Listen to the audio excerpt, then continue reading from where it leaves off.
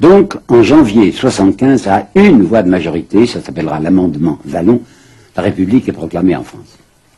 Ça va bien au départ.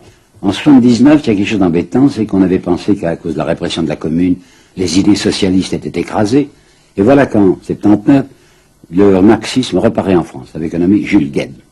Ça, c'est un milieu, il faut trouver un moyen de contrebattre cette influence délétère. Alors ça va être l'intervention de Jules Ferry.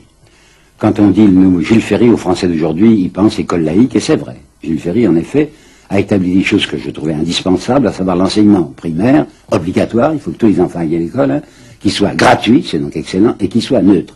Pourquoi neutre? Jusqu'alors, on infligeait aux enfants, à tous les enfants, une culture catholique, alors qu'il y avait beaucoup de gens qui disaient non, il ne veut pas que nos enfants soient élevés dans la religion catholique. Alors il était indispensable que l'enseignement fût neutre.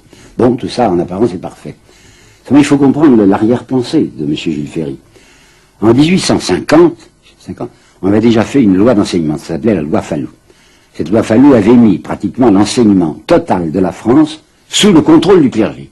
Parce qu'à ce moment-là, l'Église était très écoutée, et que même les plus violents athées, comme M. Thiers, disaient c'est excellent que les curés aient l'âme des enfants en leurs mains, parce qu'on va demander aux prêtres d'enseigner avant tout aux petits pauvres le respect des hiérarchies sociales, hein, la résignation.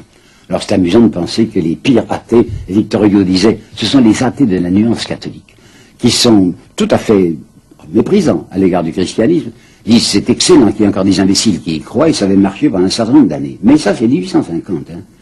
Entre 1850 et 1879, où nous sommes, au moment de Jules Ferry, les gens ont cessé très largement d'y croire. Hein.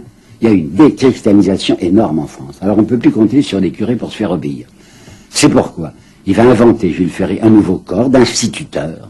Et ces instituteurs vont avoir pour mission précise, il y a toutes sortes de circulaires là-dessus, de faire la même chose que les curés en 50, c'est-à-dire votre premier devoir, c'est d'apprendre aux petits pauvres le respect des hiérarchies sociales. On ne dira pas le mot résignation, parce qu'il fait un peu clérical, mais l'obéissance aux notables. C'est ça l'histoire Jules Ferry. On pourrait dire que ce Jules Ferry, c'est un Fallou laïque. Bon, alors ça marche.